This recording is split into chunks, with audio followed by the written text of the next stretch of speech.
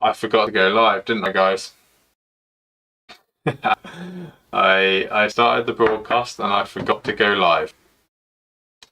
It's one of those days, and I wondered why no one was saying anything or asking me any questions. Have I now got people? Do I need to start again?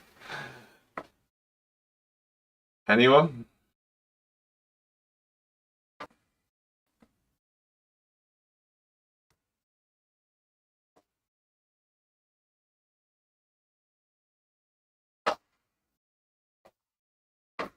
Woo! Right, people. Okay, guys. Sorry about that. This is what, round 3 of starting the stream. This time round, I didn't hit start broadcast. Okay, anyway, so let's go back to basics and start from the beginning for the third time. Today we're going to be machining the fixated clamps for the fixated fixture plate. This is the fixated fixture plate here. It comes with the LDO Milo kits. It's a nice anodized aluminium plate. And it's there to provide a lot of mounting locations for the rest of your parts. Good. 5x5 audio and video. Now, I don't know if that's good or bad. Right. So we're going to be replacing the way to attach this plate onto Milo's work table. So it comes, or there is a printed option to 3D print these little clamps. Or you can just use a bolt with washers. However, I like to spread that load across the whole surface. And therefore I am upgrading from a printed part, which I wasn't happy with, to a machined one. And I think it's just a really good first beginner project, and I'm hoping to kind of run through this project with you really quickly today.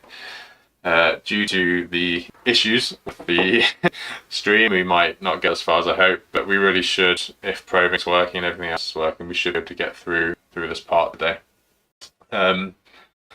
So quickly I will introduce the stuff we're working with. So this is the finished part here. So it's a little aluminium clamp. It's machined in 6082 aluminium, so 6000 series.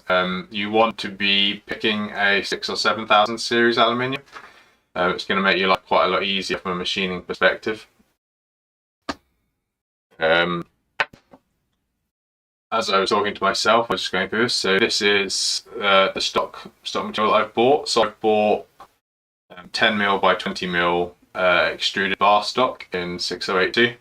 And what I've done is I've had them cut most of the 1 meter that I bought up into 70mm lengths, such that my part fits nicely inside it. I've left a very small amount of extra room on the X and Y. However, on the Z, I've had to leave an extra 3.5mm, 4mm of depth, purely to allow me to hold it in the vise that I've got. You'll see that in a bit when we get over to the mill. So buying extrusion, buying bar stock can be a really cheap way to do it. It's typically much cheaper than getting plate cut to the correct size.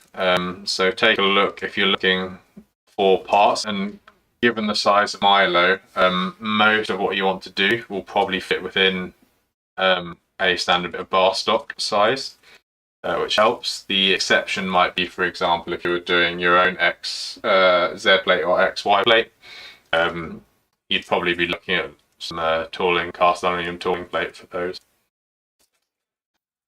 Cool. So we're going to be taking this part from stock to finished part in 3 operations. Let's just zoom in a little. Whoa. Where the C segment goes. Need a more stable mount. Ooh, cool. So we have our bit of stock that we're going to start with. We then have the end of the first stop part. So essentially we're going to put this on, locate off of a corner, and then machine every feature that we can do from this one orientation. We're then going to flip this over and we're going to machine this top hat feature. So machining parts like this, where you leave essentially what's called a top hat, or because it looks a bit like the brim of a hat, of a top hat. Well, it's this way up anyway. We're going to leave this top hat on, and then we're going to machine up in Op 2. We're then going to locate ourselves off of one of these holes so that we can do nice neat finishing of the chamfers and the hole itself. And that should give you the finished part, which will then go into Milo.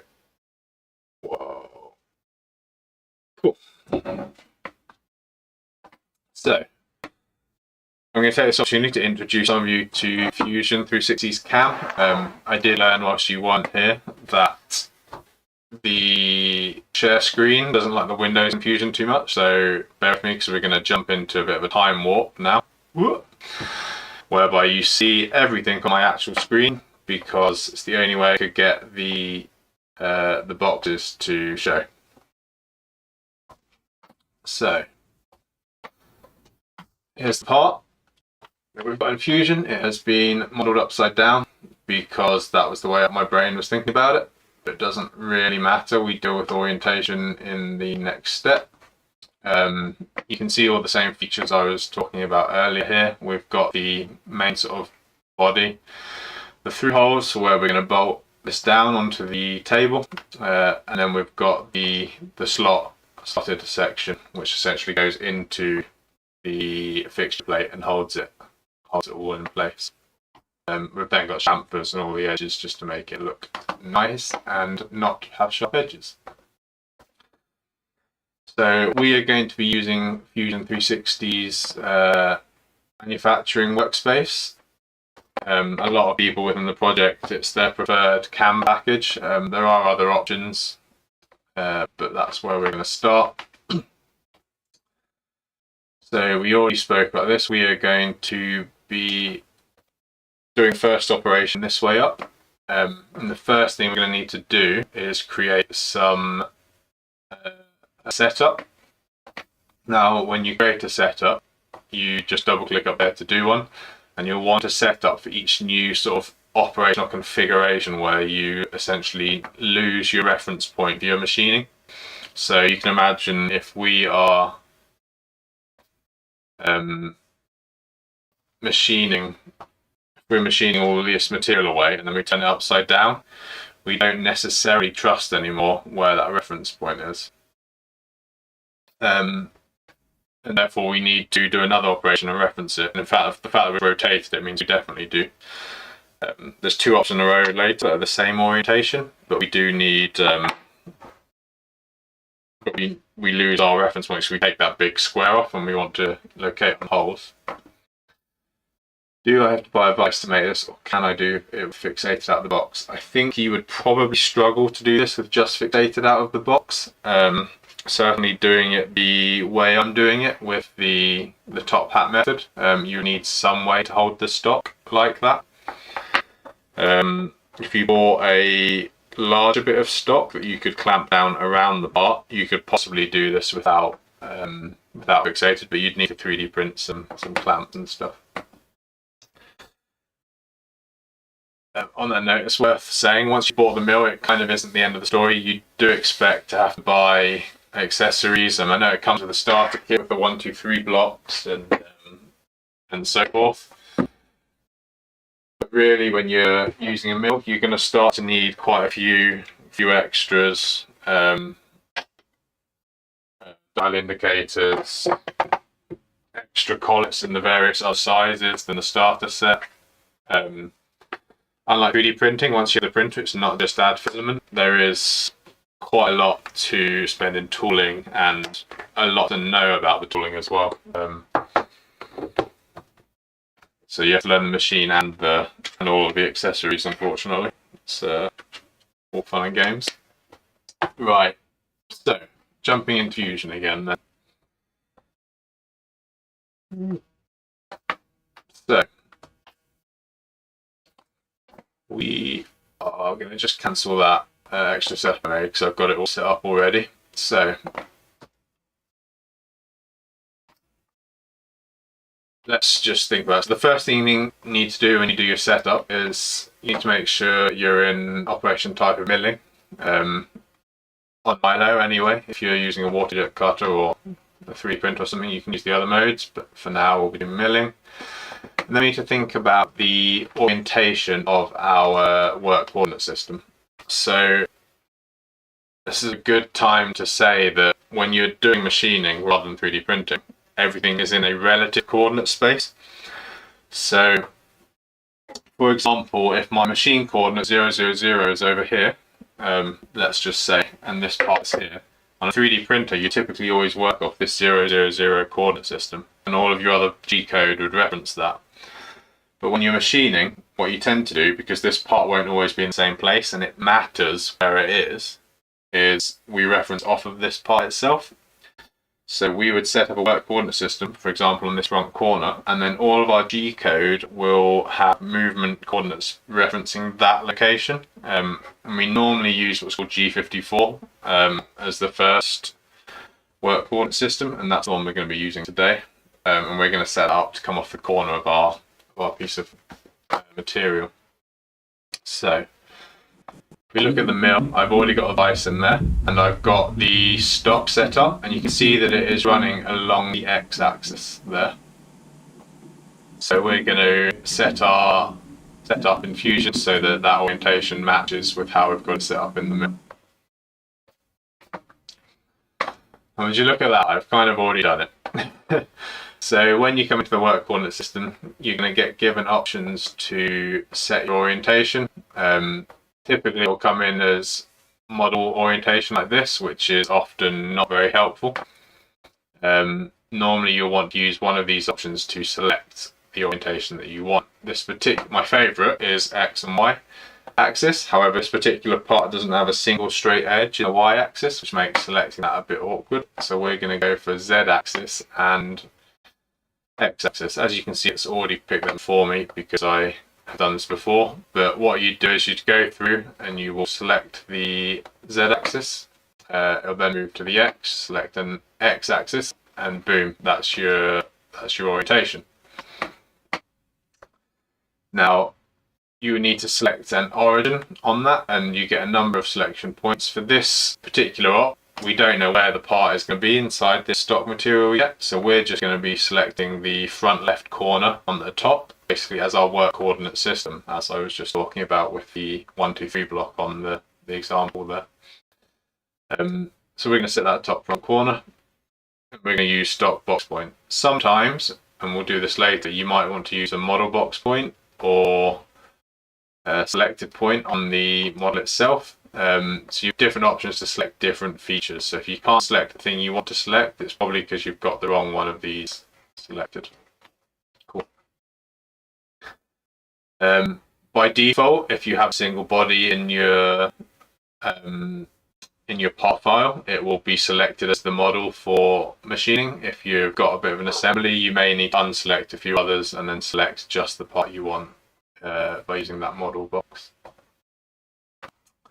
We're then going to get into the stock. So as I said earlier, I bought my stock, which is 10mm by 20mm by 70mm extruded bar stock. And now in there you'll notice that come on, the mill is now go. Okay, I will fix that now. There we go. Still a GoPro turned on. Right. When you buy your bar stock, it's never going to be exactly correct. There are manufacturing tolerances in everything, as you know from 3D printing, as you will get to know from milling. So what you're going to want to do is just take some calipers. We're just going to measure the exact dimensions of the thing. So you can see here I actually have 20.13 in the width. Just double check that it's about the same the opposite way around. Yep, 20.14. I have 10.1 on the thickness. Yep. And then what have we got on the length? This particular one is just under 70. So you can see that there. So 69.96. So what we're going to do is go into Fusion. Ooh. Oh, 1 second, my doggo is wanting to go outside.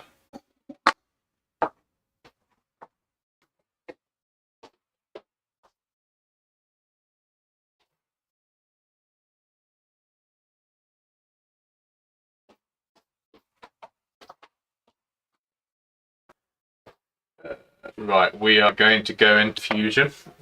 We'll get the doggo back in soon. You'll get to see her. And we're just going to update these numbers. So if you remember, this was just under 70, 69.95, I think. We were 20.16 on that way and 10.1 as well on the thickness. So what I've done is change those to match the exact numbers. Now, for this particular part, those small differences probably wouldn't matter, but if you've got really rough cut stock, that could be plus minus 1 millimeter, you want to get this right so that you avoid overloading your end mill on one end by doing a really deep cut. Now, so because I'm holding this in the vise, I've set a 3.7 millimeter offset from the bottom. That's so when it sits in my vise jaws, we're not going to machine below the height of the vise and chop into my vise again for like the third time. So I need to leave at least 3 mil, but I've left 3.7 to give myself a little bit of comfort room, and then it's left just enough on the top to just skim the top surface, giving me a nice finish. Cool.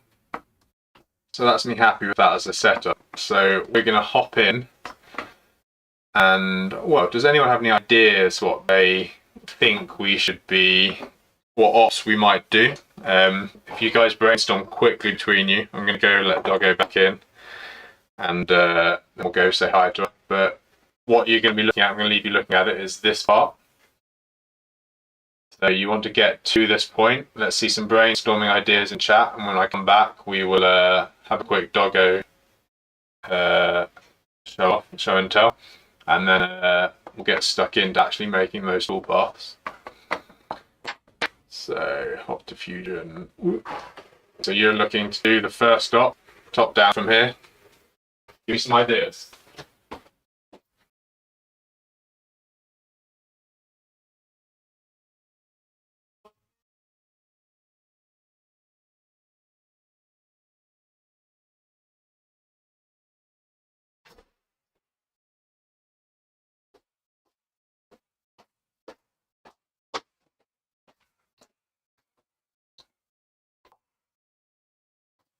Right, how did we get? I vote for Prey. Come here, Bobs. You can say hello. Oh, who have we got here? One doggo. This is Bourbon. She's a Labradoodle, and she's very, very needy. And she's got eyes that make her get exactly what she wants all the time.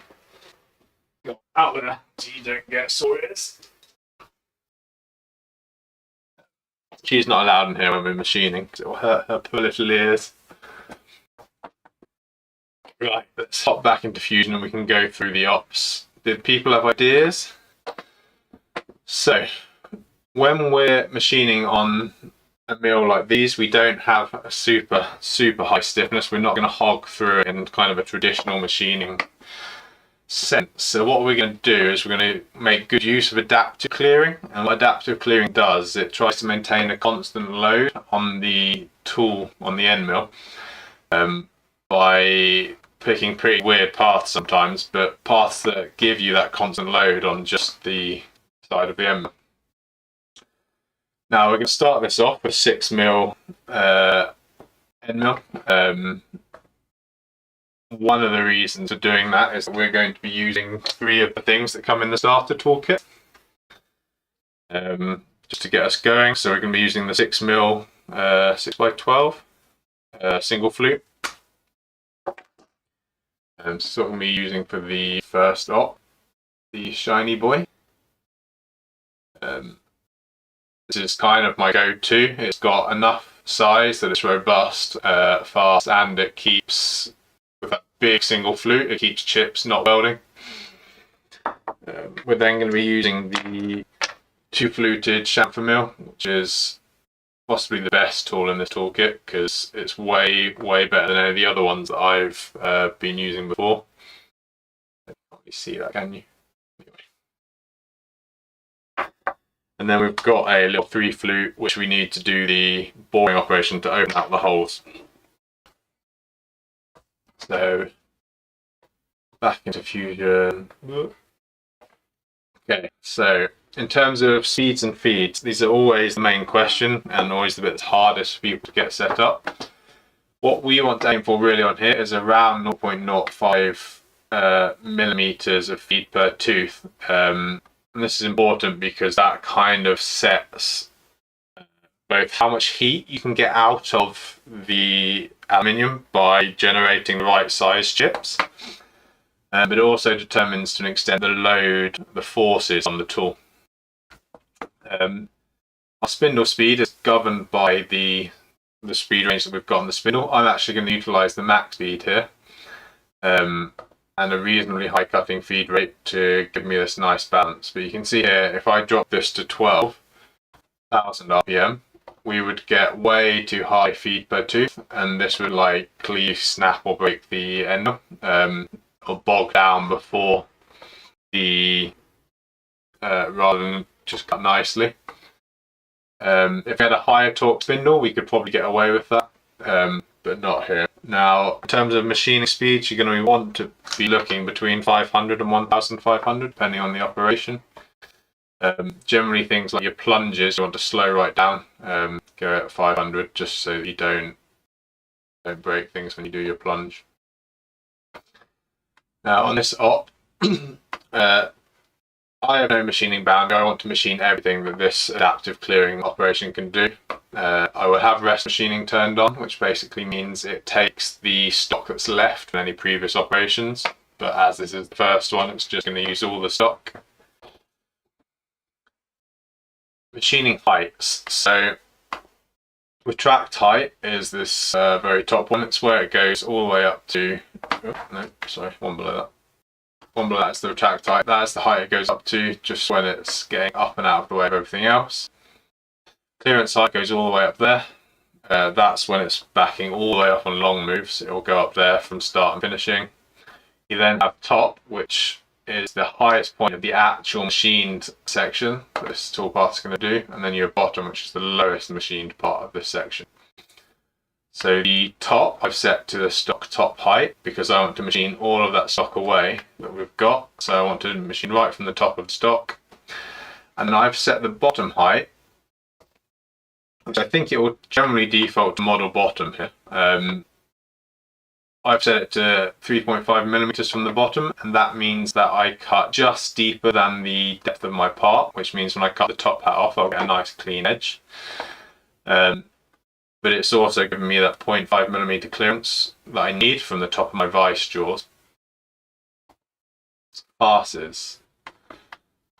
In passes, we're going to do the tolerance of 0.1 is pretty standard. We just leave that as that. For a 6mm end mill, you want to go for about 10% optimal load of the end mill diameter. So 6mm diameter, therefore you get 0.6mm optimal load. Minimum cutting radius, I would just leave this the default that it picks based on the tool diameter. And a lot of the other steps, we're not really going to change the defaults for this. I have turned off stock to leave because I'm just going to run this as quite a quick operation without needing to do finishing passes there. And then the linking tab is a lot of useful stuff, but we're not going to use for this toolpath. So give it a second, think about it, and it will generate the toolpath. So what you can see here is the current in process stock. So that little gold thing there is my end mill.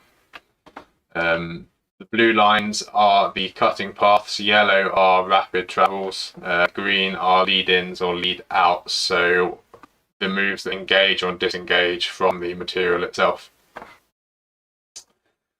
Now, those of you who are familiar, you should be simulating all of your toolpaths ahead of time, so that you can get a feel for whether it's going to cause any issues. This will also show you crashes between the tool holder, if you set up correctly, and the workpiece.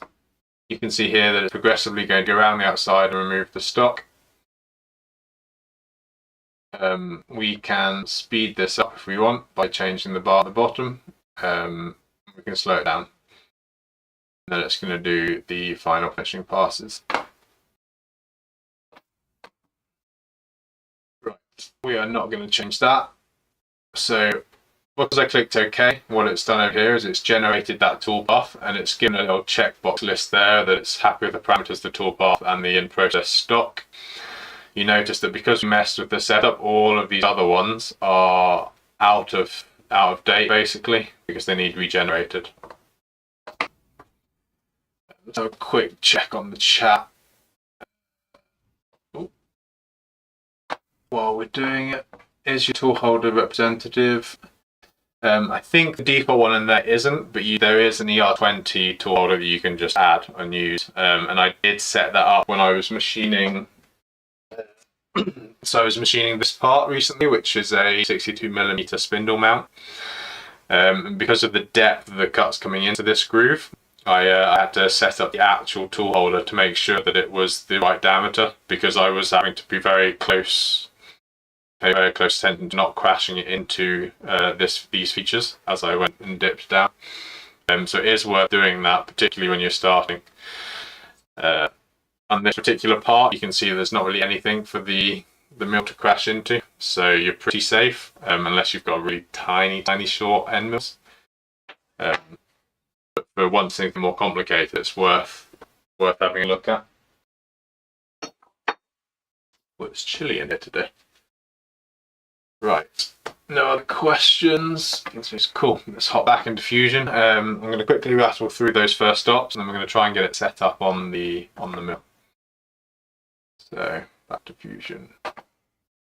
So we've done the adaptive clearing, and now that's really good for getting rid of your bulk material.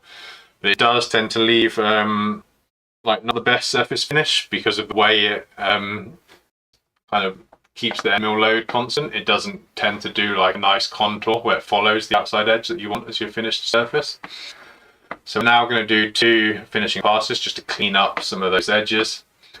We're using exactly the same parameters for the feeds and speeds. And for the geometry, we're just going to go around this perimeter to do a finishing pass on that edge. And then we're going to do exactly the same parameter set, but to do a finishing pass on the upper edge. Now that this top was the added bonus, it's also going to do the finish for that outer flat section, which is nice. And we're just going to take the as finished top surface from the 3D adaptive. Right. After that, we are going to bore out these holes. So on this type of mill, because of the high-speed spindle, you are better to bore a hole if you can, which is this helical path that this end mill here is going to take here, that you can see with the blue line, than you are to drill. For the small holes, maybe sort of 3mm, 4mm diameter, you can get away with drilling, as long as you use a carbide drill bit, not a floppy jobber drill. But you are generally better to bore it. But to bore out the hole, you obviously need to use a smaller diameter tool than the hole diameter. This is 5.5, so I couldn't go in there with my 6mm end mill. So instead I've gone in with a 3mm end mill. And that's just going to quickly bore that hole out. Like so. Simple. What I'm going to do, now we've looked at those, I'm just going to generate those toolpaths by pressing Ctrl G. You can also right click on it and click generate. Which means when we now click on the step, we can see, we can now see the in-process stock shows that all of the stock around the edge of this part has been removed. You can see the actual component surface starting to show through. It typically does this a bit weirdly on radiuses. On flats, it'll be exactly true, and there's no stock left there. Next up, we are going to chamfer all these edges. Basically, like the 2D contour toolpath, we're going to run around that. I'm going to use slightly different parameters here, so I'm going a bit slower. High speed, just because I want a nice finish here. It's a 2-flute end mill, but it doesn't have as much space, so we actually have a much lower feed per tooth on this. But it's not removing much material, so it doesn't tend to get gummed up as much. I picked the 2 selections that I'm using. Because this part has been chamfered in the model, you select the lower edge of the chamfer. If this chamfer if this model didn't have chamfers there, I'll show you where we could add a chamfer in the machining tab. So over here we have a number of options here. Because this part has model chamfers, we can use a chamfer width of 0 and select bottom edge. If the model didn't have chamfers, you're going to give me that little dialogue. There we go. What you'd do is you'd put in the chamfer width that you want here and just select the unfinished edge and it will give you that chamfer width.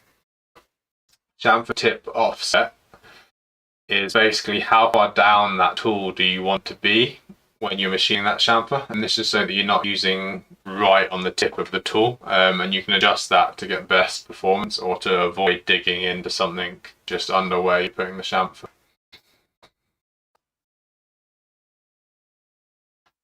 Cool, we've got a green.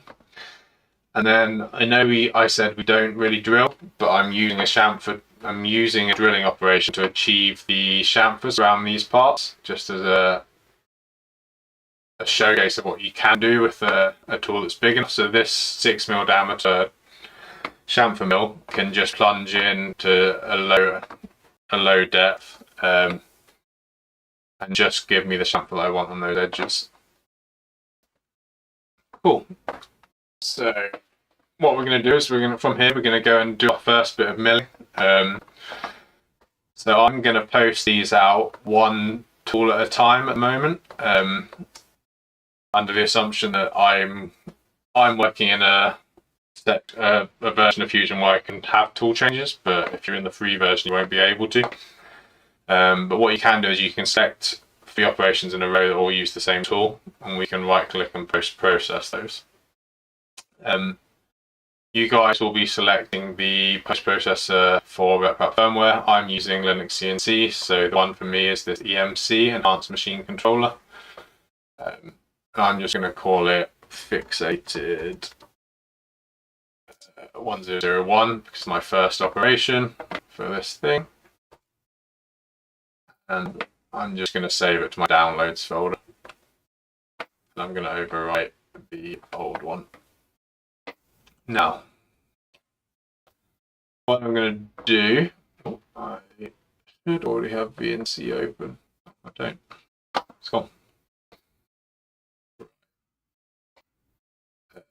Hold with me. We're just going to hop back. We are going to. It's found it. Cool. So I've got Linux CNC open.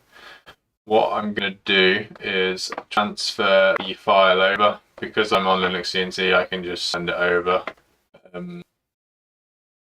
from here. Downloads Fixated on 001. It's been transferred. Right, so I'm in Linux CNC. What can you guys see? You guys can see the mill as well. Perfect. So what we're going to do is, I've just turned this mill on. It has been homed, as you can see by this button here. What I'm going to do is open the file. Right, is there a plan to work it on the Milo Fly to enable Linux CNC? There is a way, and yes, Bert, I'm Jake, hopefully. I've had some random issues with tool length setting parameters all disappearing on me just before the stream. So we might have to do it all manually, but that'll be fun. Right, what was I? Oh yeah, I've loaded the thing onto the mill. I'm going to open the file here. So it was in Pi and it's on my desktop. Boom. And you should be able to see that the file has been loaded and we have a preview of the toolpath. This is all very well, but it's just kind of in free space at the moment. It's not really helpful where it is. So what we need to do is hop over to the mill, and what we're going to do is find the actual origin of this part and set our WCS. So we're going to be using this front corner here as per the CAD that we did. So there are multiple ways you can do that. We can use a probe like so. To do that, we need to go into the tool menu on Linux CNC, and we're just going to tell it that we've loaded the touch probe. So it's swap there, and you can see the blue line in the tool table that says touch probe. I'm then going to jog over to the location. Yes. Okay. A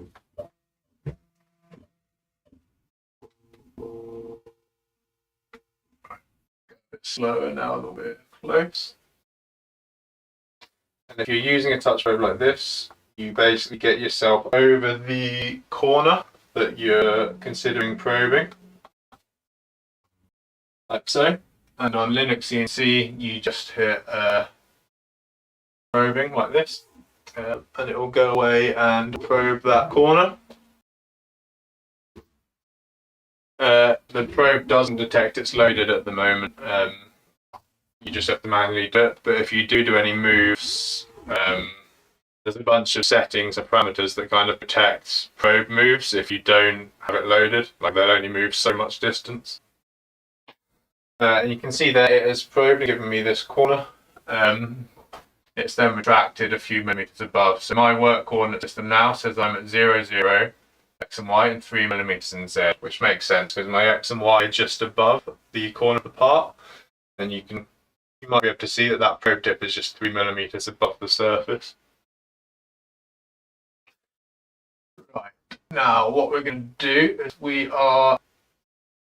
if I had the confidence still, I would just load in the program and run here. But what I'm going to do is manually do this tool change here and check that the tool when I load it in gives me the correct offset, because all my parameters got messed up. And I don't think it will, because I didn't quite have time to get it all set up. So you might have to manually do this. It'll be a bit annoying. But we'll also give a teaching opportunity to show people how to manually set an offset. So we're going to load in the end mill.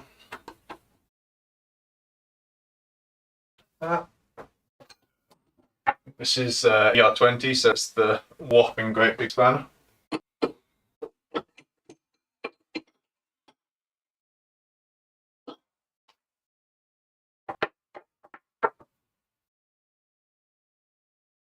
Questions. Do you have to tell it? You have to tell it unless you have a tool change set up. Yes, that's correct, yeah.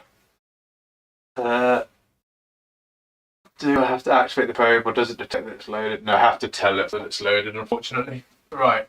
There is a little prompt on the screen you can see there which says basically insert tool. I have insert tool 1 and click continue. Probe 0 feedback. And my settings have disappeared again. Infuriating. Why have they done this twice now? Probing. They all seem to be there.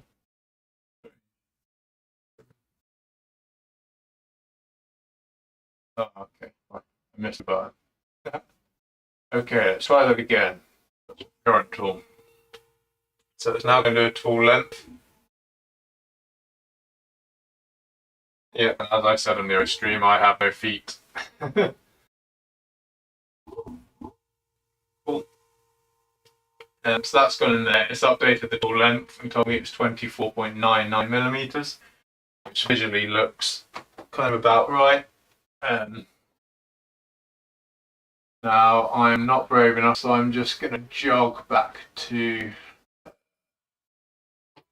the workpiece and see if my last minute hack together settings have got it back to working. Not confident. Oh, beyond actually.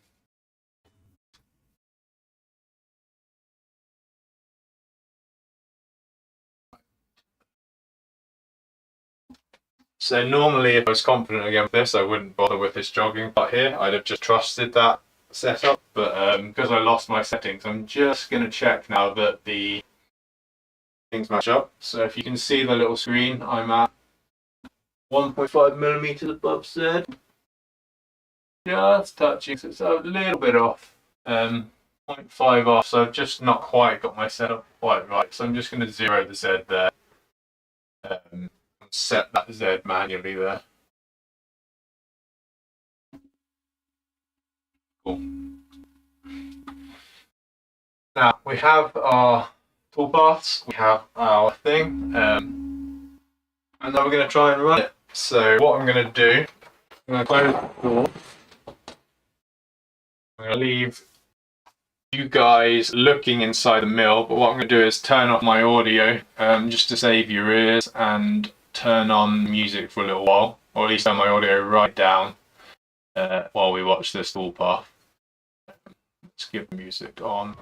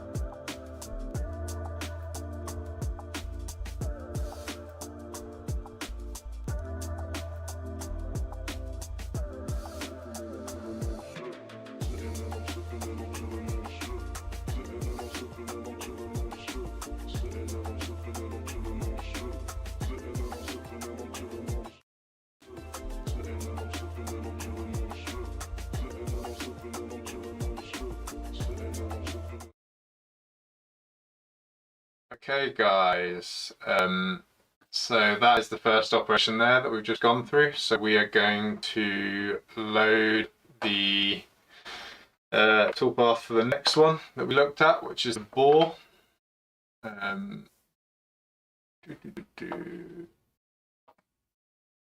Just need to post-process it and send it over like we did before.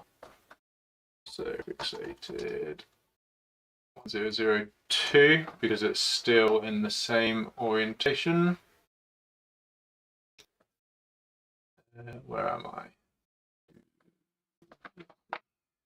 Transfer that over. Send files. We're going to file. Open the new file. Now, if you had all your tool changes set up nicely, you could run that straight away. Now, it's not showing me a preview now because I don't have the correct tool loaded yet. We're gonna just run with it, and hopefully this works with all the offsets. So we'll find out in a second. So I'm going to run start tool. It has basically it knows the tool that's loaded, so it's going to go there and select the correct tool. I use an actual tool table so that it can select the correct tool each time and knows when it needs to do the changes.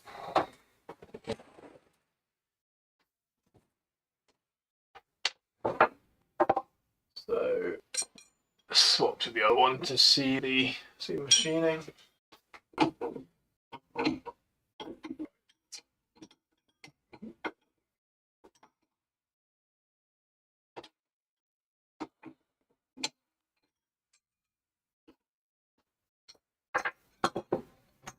So we're moving to a 3mm tool, so we need to swap out the collet.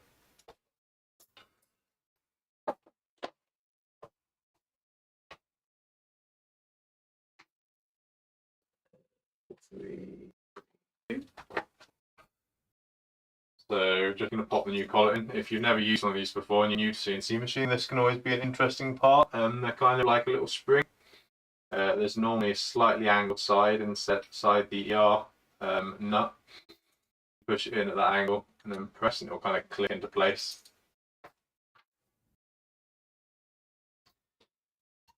Loosely thread that onto your spindle and then take your tool bit and slide it in.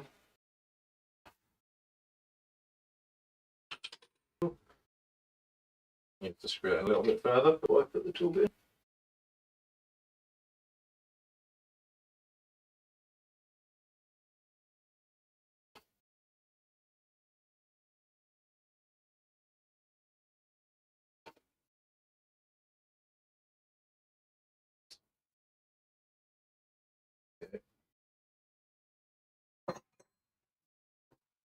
Be careful when you're handling those end mills, they are sharp.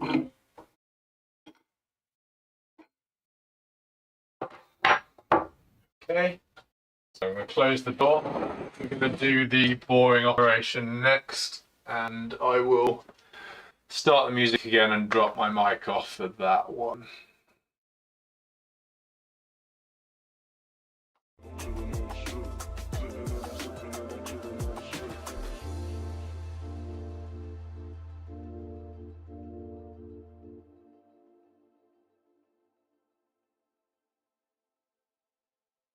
So it's just going to do a length set again, and then it will go and do the boring operation.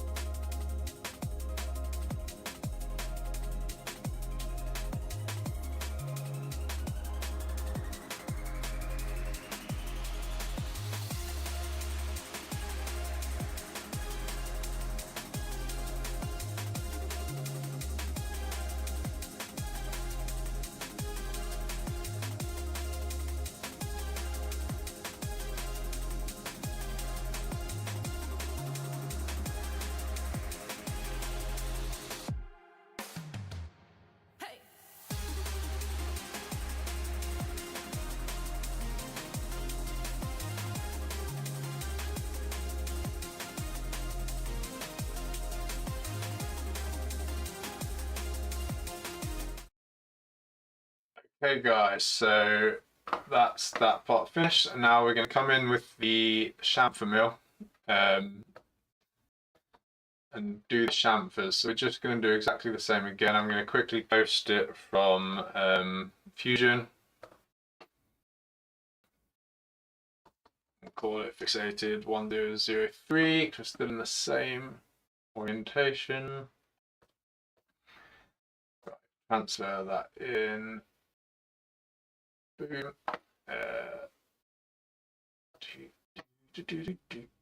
Right. Got music in my head now, whatever it was. I'm going to open third up.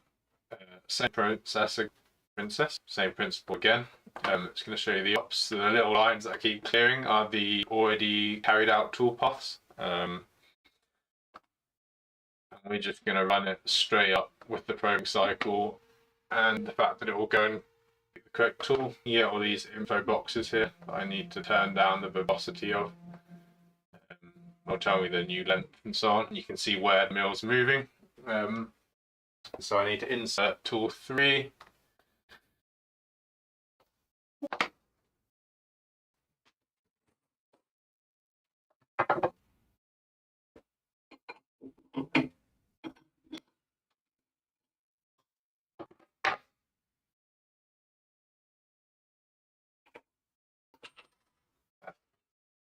Be careful with these, you will drop them out there if you're not careful like I was there. And they are very hard, but that also makes them brittle. So they can be chipped quite easily. Is the audio still okay? I keep having to turn it up and down and I don't know what levels I was set at anymore.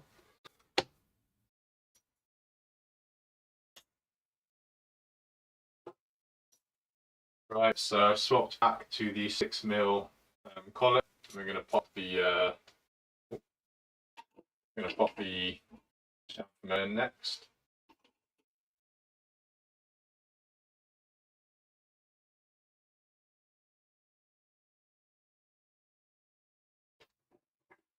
Again, and then tighten those. You want to go quite tight on there, but I mean I've got a long lead on these huge spanners, so don't go too crazy. Close the door, and then we're gonna get stuck in to do the same thing again. So same idea. We're just going to accept the tool change.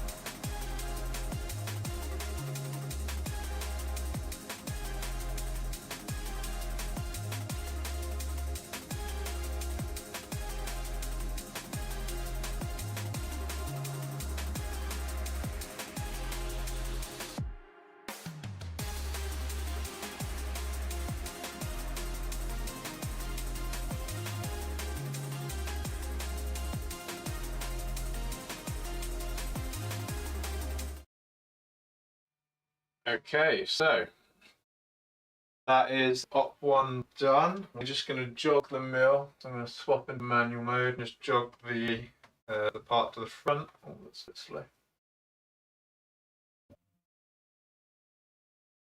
And we're going to look at op 2. Let's see how this part came out.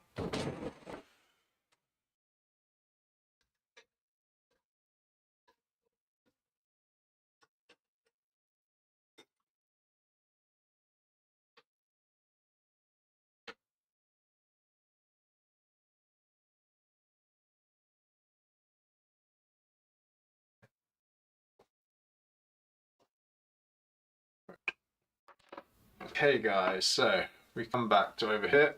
So this is the part we've just done. It's pretty shiny, making my camera struggle to pick it up.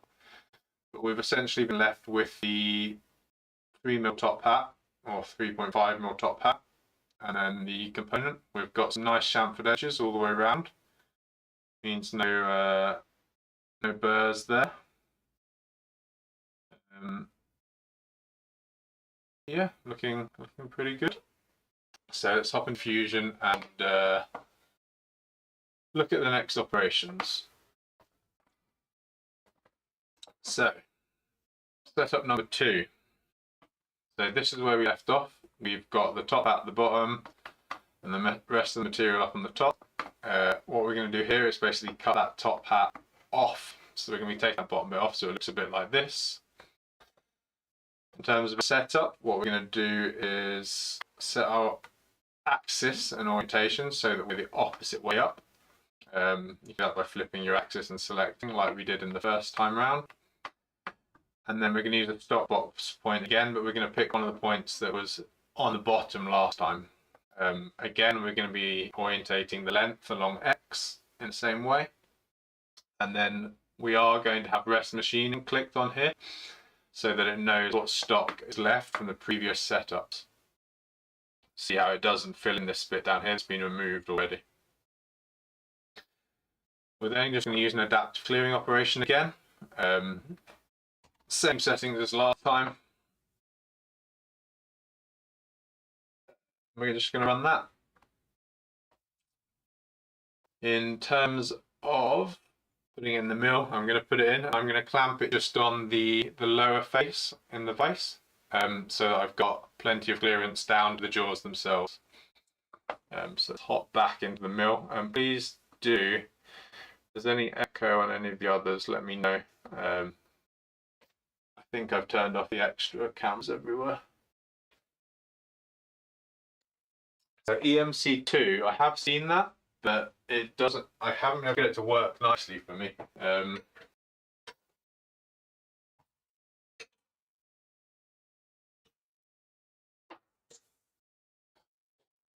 So whenever you do this, just make sure that you brush out any chips that are stuck in the mill, in the vise.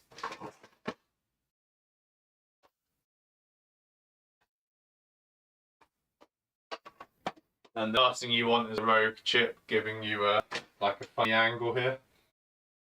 I'm going to have to move this in because we're now clamping much closer.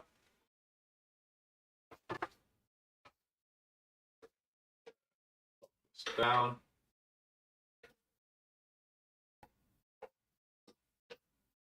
Just make sure this is sitting level.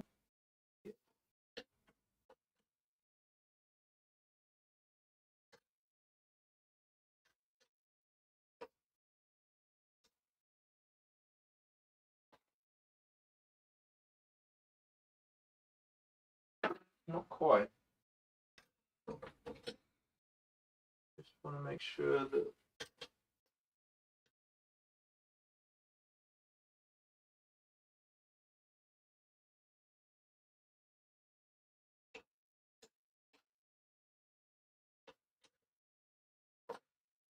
when you tighten this up, that part is sitting level. You don't want to rise up.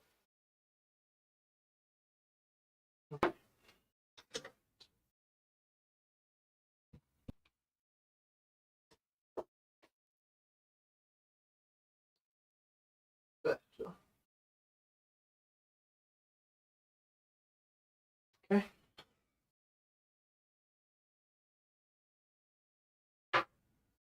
Oh, I'm hungry.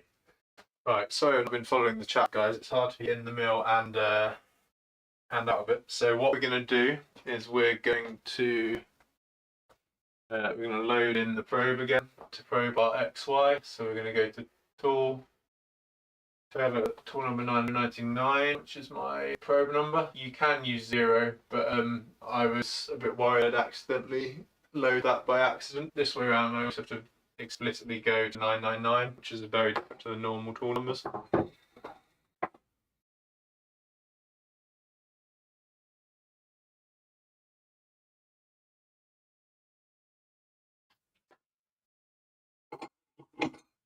Go in here and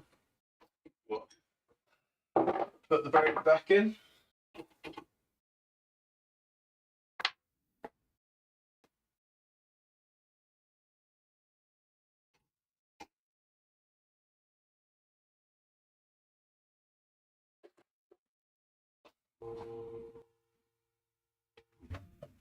Put some surf on my probe.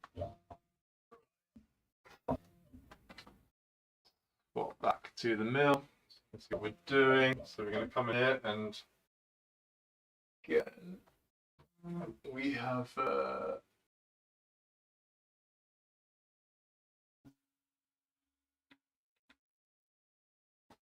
front left corner, so we're going to probe that one. Corner you reprobe, right? Make sure you always probe them from the same edge as the previous. Yes, so you can do. In this one, it doesn't matter so much because we're just going to face the whole top off, and it's actually the Z height that's more important.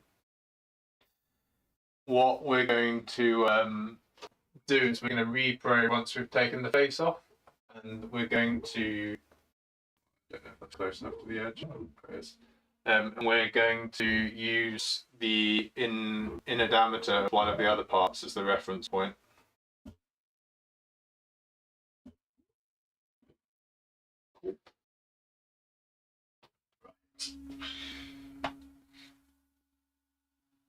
Yeah, I've also done that many times. Many times.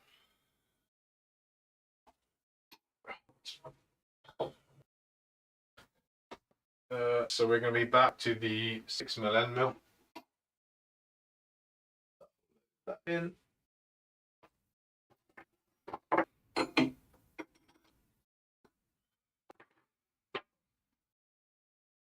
We're going to do a manual probe again because I don't trust it, and it was a little bit off last time.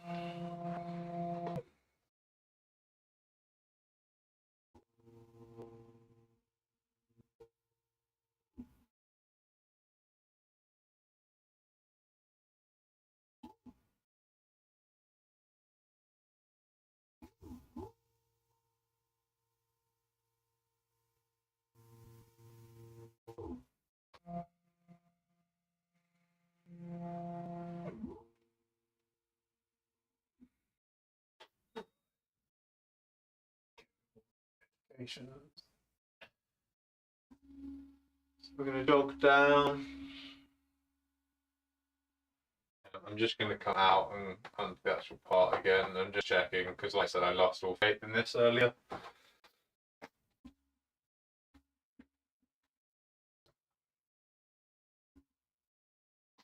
So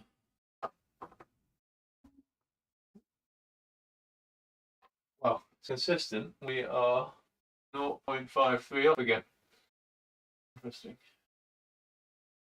Somewhere one of my lengths for setting the stuff up is a tiny bit off, but at least it's a consistent off, which means I just, in my rush to set this back up again, I didn't quite take as much attention as I should have done in getting one of those offsets and the probing set up correctly.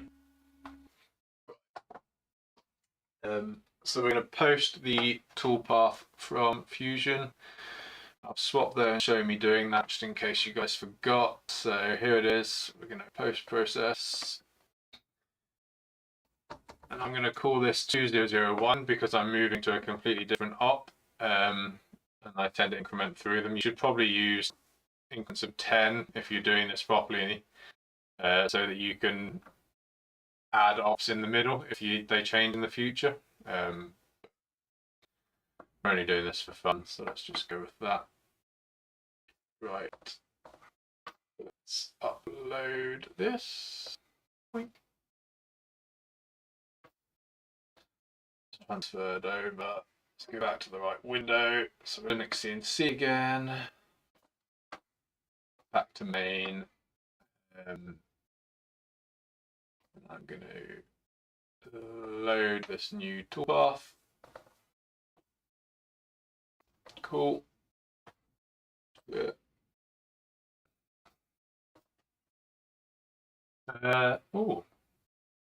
Tool 2. You're not tool 2.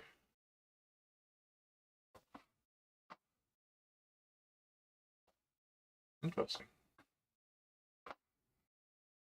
Why would we do that? Right. Somehow we've ended up with the wrong tool on that toolpath, so we're going to do this with tool 1, which is the 6mm end mill, because that's what we've told it we're going to do.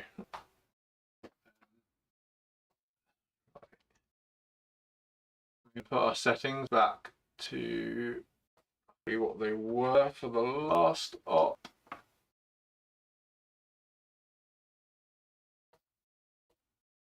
Adaptive.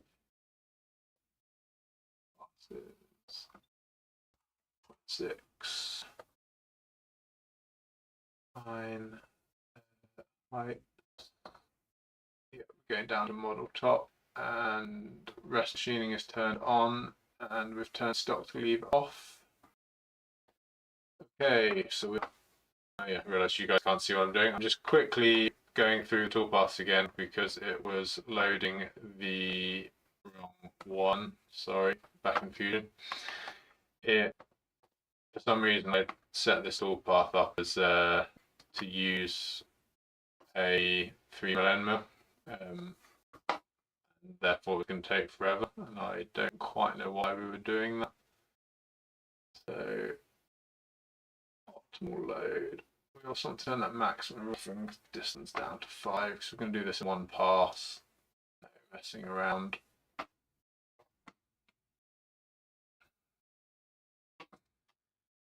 Cool, much better.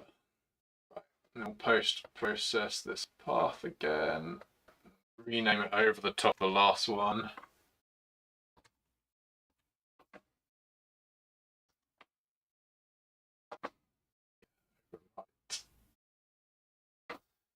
Then hopefully this time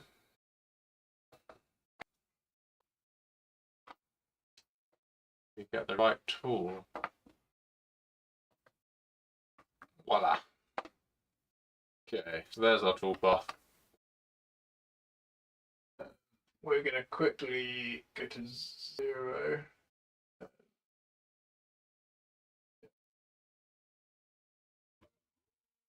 Just recheck that.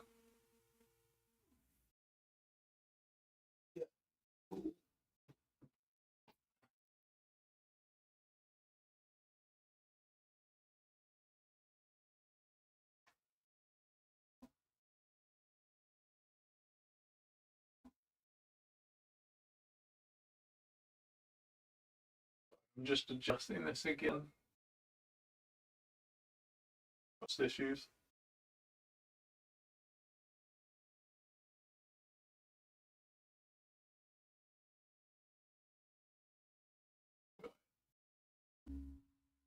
Go to 0 now. So what we're going to do is run another program. Do you guys want to see the milling? Yeah, you want to see the milling. Can I change my view? What view were you after? That's when I was sat looking at this when I was talking about Fusion. Apologies for that. I need like a buzzer. Right. We're going to start the new op, so I'm going to put the music back on and let it run.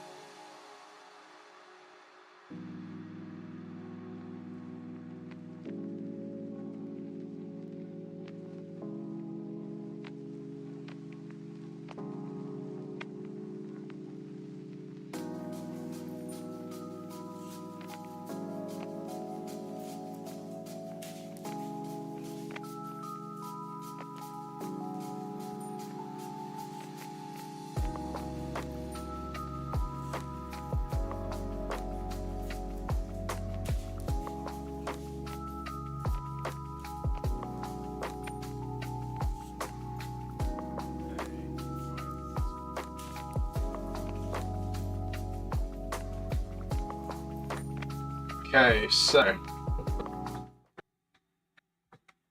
let's pretend that this was a deliberate accident. But we've ended up with a small burr just along the middle. Oh no, actually, I lied. It's come off nicely. Fine. Right, let's look at the next stop then. I thought I was going to have to do an extra facing up, but it turns out I don't. So the last stop, where it gets a bit more complicated, is we now have a stop surface, but we need to actually accurately locate on the part we machined, because the last stop, all we did was accurately locate the Z and face off the rest, so we didn't actually care that much about the XY. But because we're going to try and do the chamfers around all the edges and holes, we need to know exactly where we are in XY relative to this part. So we're going to probe off one of these little tiny holes and use that to set our origin for our next operation. So if we hop into Fusion and we can see what we're going to be doing. So the setup is exactly like the previous one, except that the WCS origin has been moved from stock box point to selected point, and then I've picked the top edge of this face to give me the center point of that hole. We're going to use that to set the origin, and then we're just going to run a chamfer and a drill just to clean up those faces. So I'm just going to generate those paths, and then we are going to post them.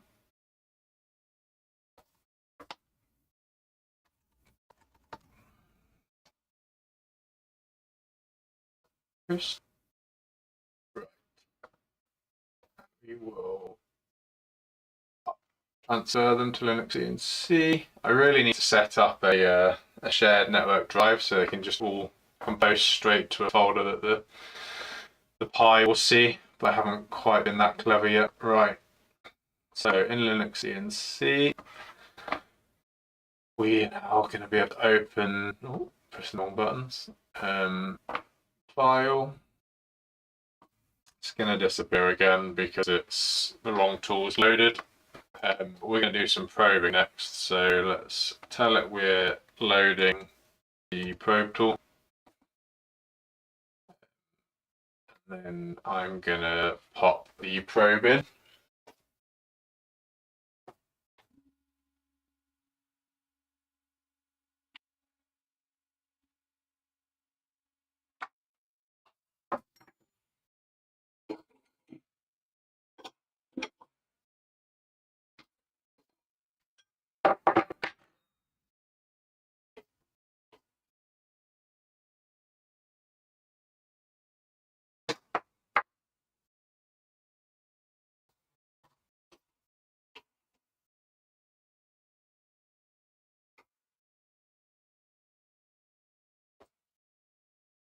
Right. And now we need to set up the probe. So we're going to jog down. Well, let's swap to Linux ENC's probing window first so you can see what I'm doing a bit better here. So we are going to be doing a boss/pocket probe. So we're going to be doing this one here. So we're going to probe down for the Z, just to the left-hand side of the hole, and then it's going to find the hole inside there. The one thing we need to work out is we need to reduce all of these clearance distances and so on, so that we don't just crash into the other side of the hole. We're trying to probe, so this is going to be fun. Yeah. Right. I might have got that wrong, but we'll get to see a protected move in Linux ENC where the where the probe will detect that it collided but it shouldn't have, and we'll just stop basically. So you want to try and get aligned to the hole as best you can. And I told it I was going to be about 5 millimeters to the left of the machine of the hole. There I am. And so we're going to run that probing cycle.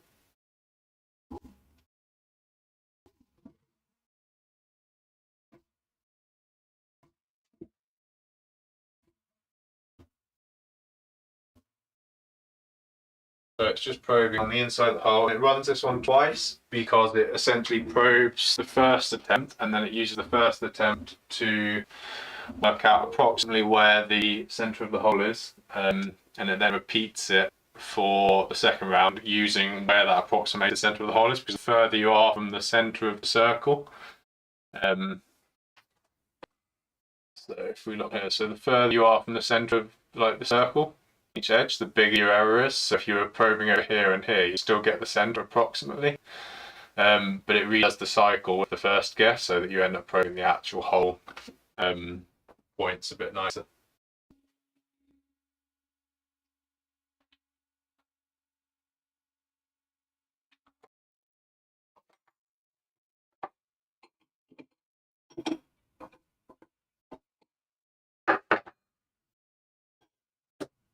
And now it's worth noting that if you don't have a touch probe like I do, that last probing cycle would be quite challenging, because you're going to have to get quite a small end mill in there and with a feeler gauge. And now it is possible, and you can do the same process manually or with a macro that you use, and Nimel's working on that, but because it's such a small hole, that's going to be quite challenging. You'd probably be better setting your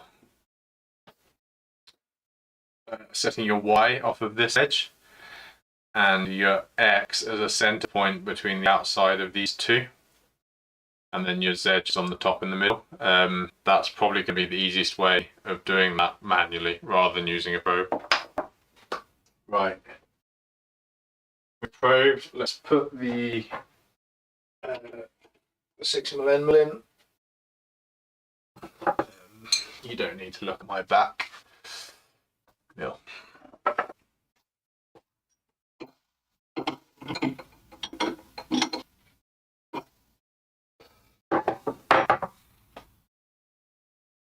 We're doing tool number 3.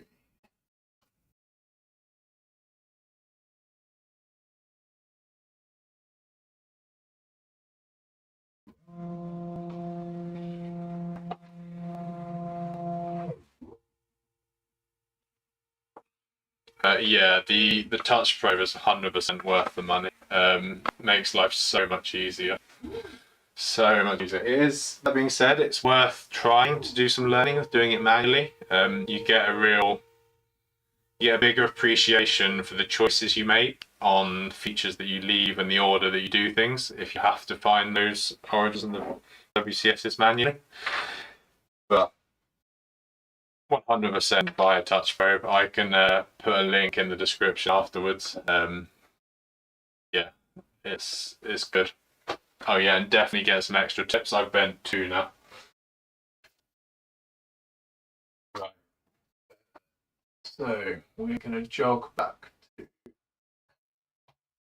it. And remember, we've already set our X, Y, and we would have set our Z if I trusted it.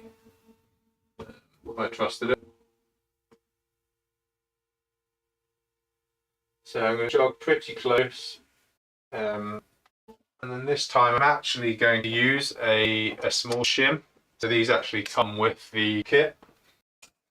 And I know that this shim is 0.05mm thick. And we're going to jog down until we touch that. And then set our offset as 0.05.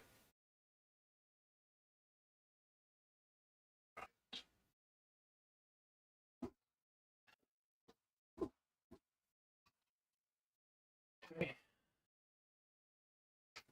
And so when you're using the shim, you just want to allow it to move backwards and forwards. And as soon as that motion is stopped, then the tool has essentially gripped it between the tool and the part.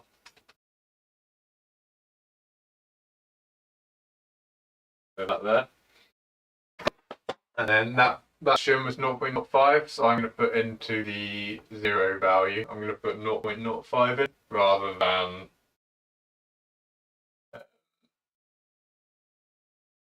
how much load that? 5. Enter. Whoa, that's not what I meant to type.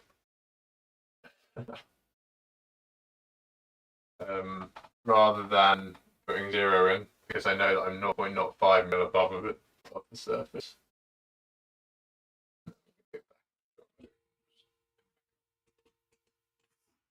Oh. Right, I've closed the door.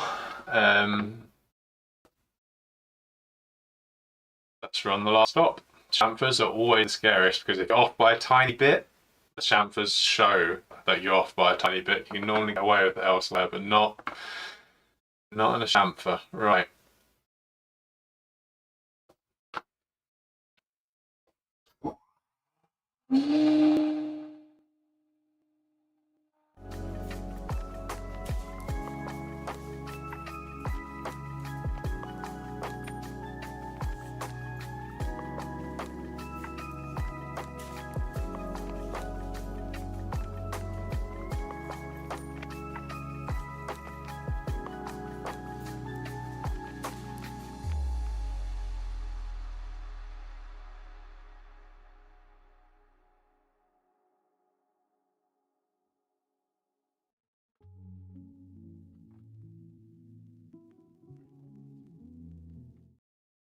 Cool. I'm going to take the part out and then we can have a look at it.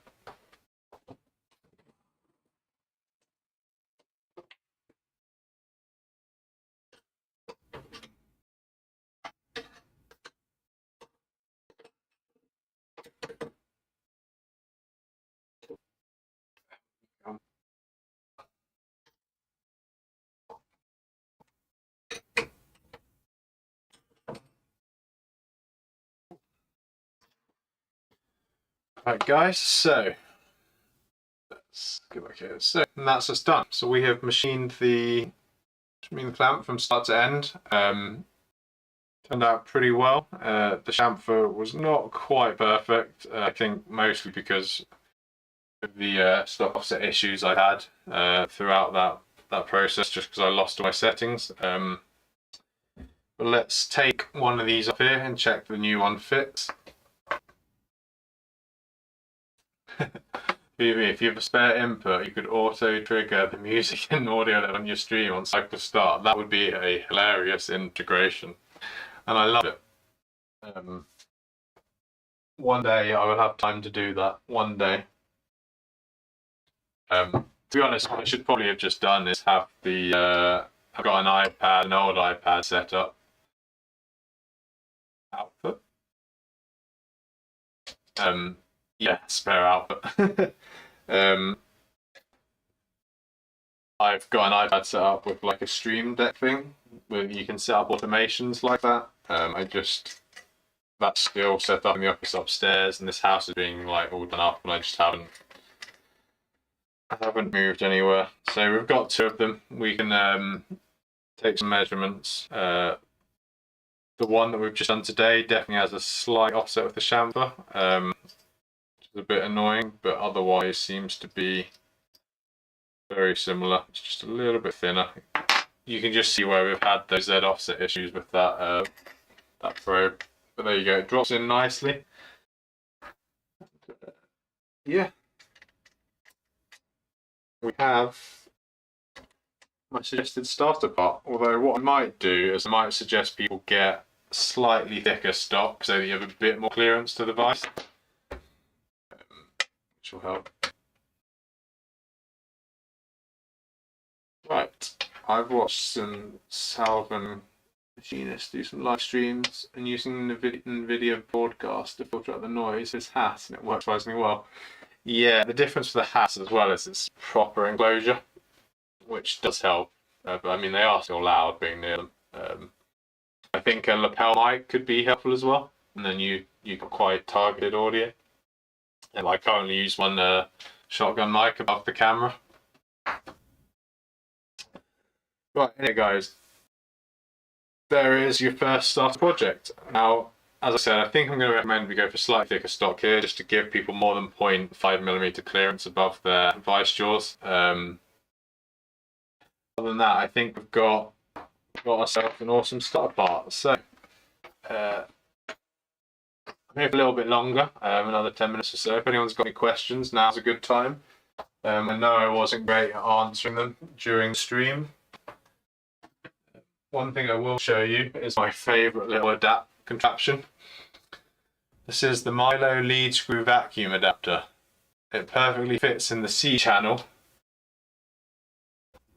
and allows you to vacuum either side of the lead screw.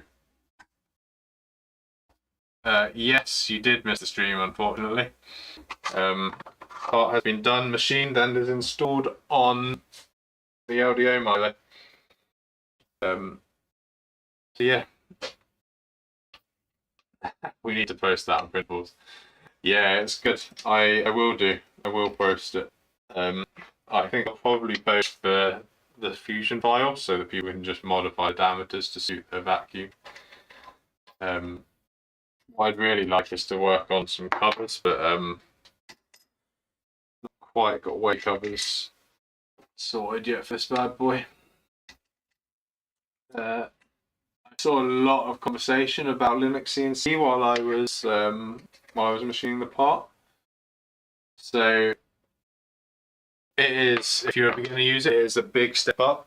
It's quite hard to configure. It's not easy to get going. Super powerful, but it's one of those things, with all that power comes a lot more complexity, and I don't recommend it for a total beginner. I am, when I get time, working with one of the guys on the Remora team, which is like a plugin or a firmware for 3D printer boards to use Linux CNC. That's how I'm running Spider King in here, the 5.6 Spider King at the moment. I'm theoretically a chip on the Fly CDY is compatible, so I am looking at allowing people an upgrade route using it like that. We'll have to see how viable it is. It's been quite annoying on the Linux CNC on the Spider King, which is why I've got the Flexi out that I'm going to upgrade to. I think, yeah, RepRap Firmware is definitely an easier place to start. Even if you don't get the nice GUI for the probing cycles and so on. Was there any other questions? Just wondering if it was Clip-esque in terms of switching hardware-wise, if it required a new mainboard. Sort of. Like Clipper, most of those mainboards have, there is a firmware that you generate for each mainboard for that particular chip. And hardware configuration. It's kind of similar in that way, but there's a much smaller community working on it, so there's not as much support for the boards. What's next? Yeah, 100%. Start off with RepRap firmware, and Nero was saying this a lot. Upgrade the mill to what you need it to be, to where you want to go with it. It is a platform. It is a starting point. It is a wonderful little mill in its own right. If you look back at my early videos on Milo, I was using a stock printed Milo without any metal parts, machined metal parts. On those ones where I did the Titans of CNC series. I have some of the stock left from that, so I'm very tempted to go back and try and redo those. I think that'd be really cool. Don't know how much more live streaming machining will go. I think it might be worth trying the lapel mic and a good audio filter, but we'll see. Right, makes sense. Bane of open source stuff is that people need to donate their time. 100%. I wish I had the skills or time to do more like that. The testing, the breaking of Milos before they get to you guys kind of takes up a lot of my time at the moment. And running desktop machine shop here in the UK obviously takes up some of that time as well. Right. Where have we got left? When will I finish the audio kit? Well, it's here. It is finished. It runs. I guess we could... we've got 10 minutes. Let's turn it on and see. The main reason I've not showcased this yet is I want to do a firmware video stream where I show how to load the firmware like MOS will be, like the finished version, but it having some little issues, which is why I've not done that stream yet. Where's my power cable? Where's my power cable? Oh, there it is. We'll put this in and we can see it moving, but it's not going to be doing anything fun.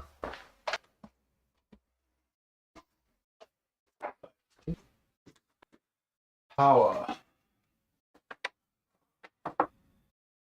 Move this stuff away. So just a recap on that. If you want these end mills away, I was using all the end mills from the LDO starter kit. You can purchase those. Like all the resellers will be able to buy the starter kits, so you can buy more starter kits, but you're probably, well, they're a good kit to buy. You might want to start looking at like variations, so only buying like replacement 3mm end mills that you need rather than ending up with like 5 chamfer mills, which would be a bit overkill.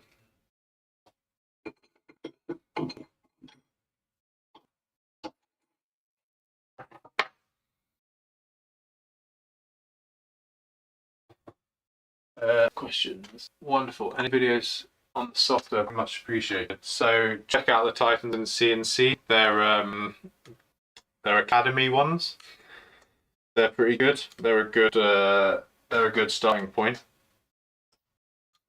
They are in Freedom units, so for me it was quite confusing. But I guess at this time of night it's probably US guys involved, so that'll be quite good.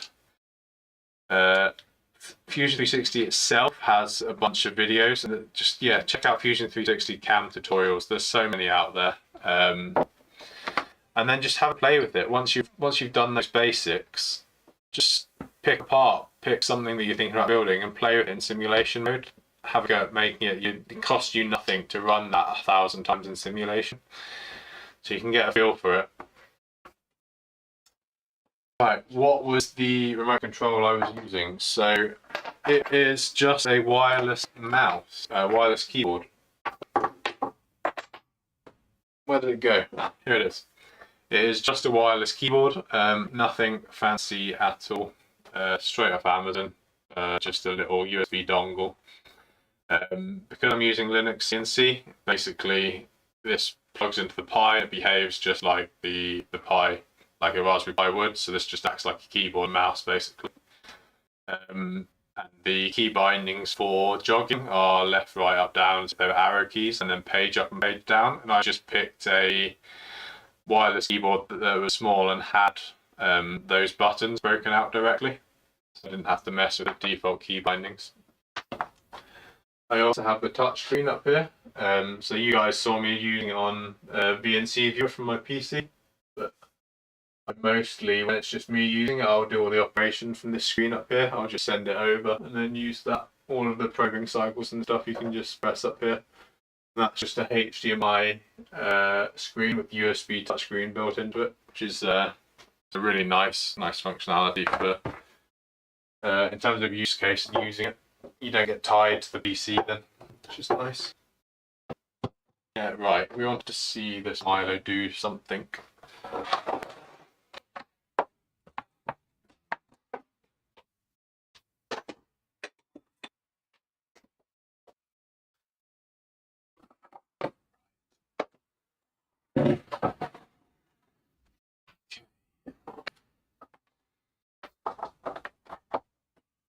So we are going to power on. Annoyingly, the fan does stay on all the time on the spindle here. E stop, no, released. So what I'm going to need to do is we'll use the fusion window once I've got this going.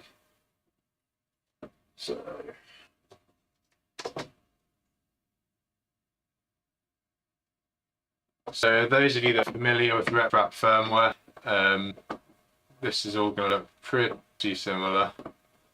So you go to the IP address just like you would on Clipper, etc. Am I showing that screen? I am, yeah, you can see it. And here we have have it. It looks like web firmware. It looks pretty similar. When you first turn it on, you've got the option to home things. Because of my issues with the Spider Kingboard and Remora, even though it's got smaller motors and theoretically run less current, this is running way quicker homing. We'll get to that. So the thing that does change is in CNC mode, you get a spindle section. You can actually have up to like 4 spindles or something stupid. We only have 1 on this one. And you can control the speeds in here. You can probably hear that turned on. And then back off again.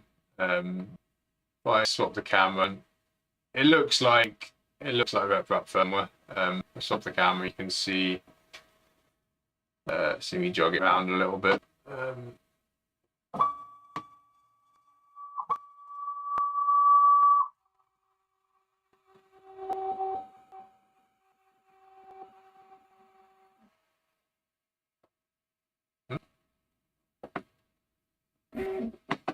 Outside machine limits.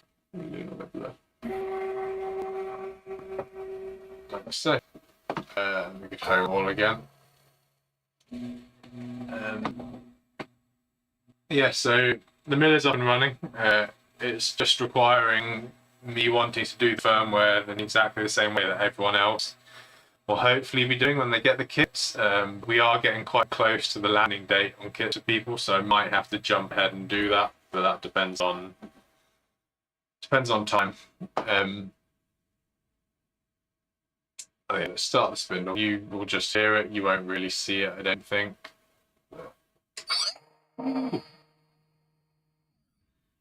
Safety tip, when you are playing with these and you first start turning it on, make sure the collet and collet nut are either done up tight enough that it won't fall off, or that they're taken off. Don't just run it with it loose because it will just go flying. Ask me how I know. Where are we? Right.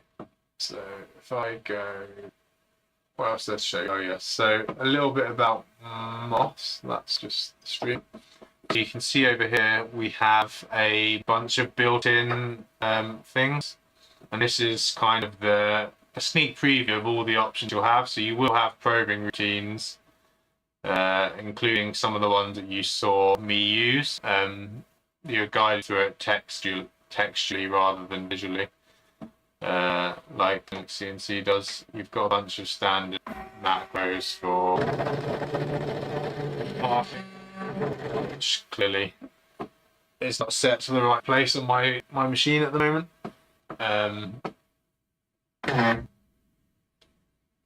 Interesting. Oh yeah, my X home's the wrong direction now. Fun. What was I saying? Oh yeah. And that's it really. And then there you also have and then there's a config wizard. So this config this takes you through setting up all of the CNC parts of it. And this is kind of why we recommend this, because once this is fully working, it's going to be super easy for people to get set up on, compared to right now, or even like Linux CNC took me weeks to get running correctly. So yeah. Right. So I think that's everything really. What is this misbehaving? I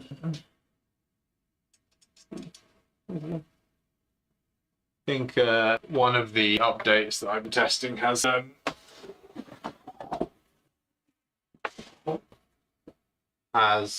swapped some things around in the configuration. Right. Looks like I have some dead pics on the camera. I know, we found out last time.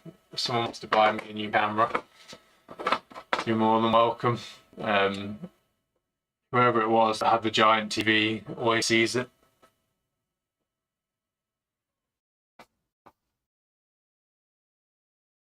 Can be visual noise in the capture card. It's true, I should actually check if they're on the camera itself. I'm using a cheap HDMI capture card. I could swap capture cards and see what it look on the thing itself.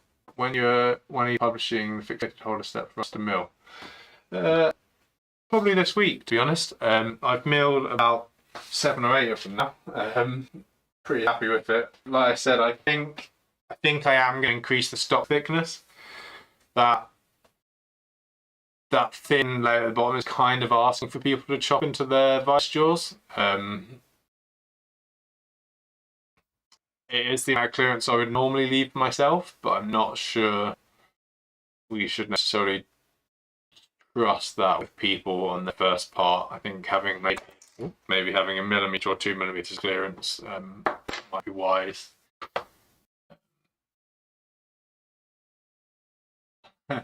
Always been a cheap USB capture card. Well, that's because I didn't get any money from this yet. Not very much at all. It covers buying a few Milo things. Doesn't cover cameras or anything like that. That's all out of my own pocket. Yeah, I will try and get the Fixated bits published this week. I'm going to look up some other stock. In fact, let's even have a look now. I reckon there'll be stock options for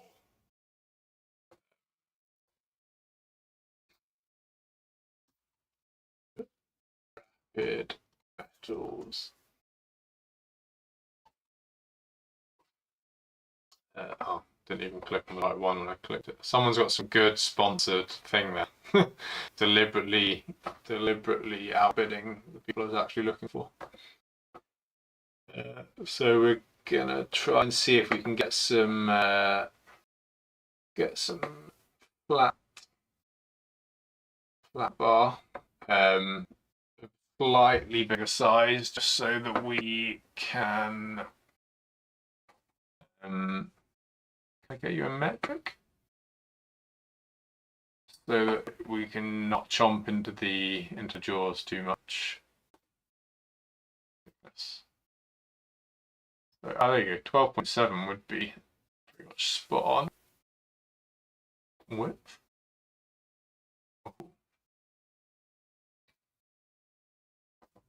Okay, so I'll probably suggest some other slightly bigger sizes, and I'll probably try and suggest an imperial endometric size to go for. So a 1 inch by 1/2 inch would probably be perfect. You just have to do a bit more material removal. You might get away with the 19.1, to be fair. We'll see. I will be trying to publish that this week at some point.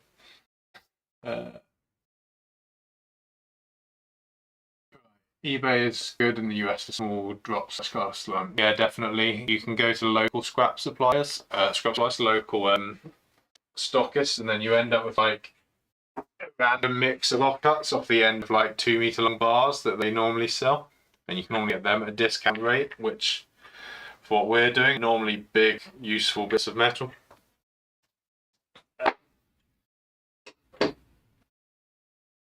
All I said, you can buy a length and do a once. I think one whole length of this wasn't very much. Wasn't very much at all. So, right. Anyway, thank you very much, guys. I'm gonna head off now. It was wonderful machining with you. I'm pleasantly surprised that we managed to finish the stream with a mill that's still intact and an actual machine finished part. It might not be quite perfect, but it's just the chamfers that are they're struggling. So overall, I'm pretty happy with it. So thank you all very much, and see you next time, guys.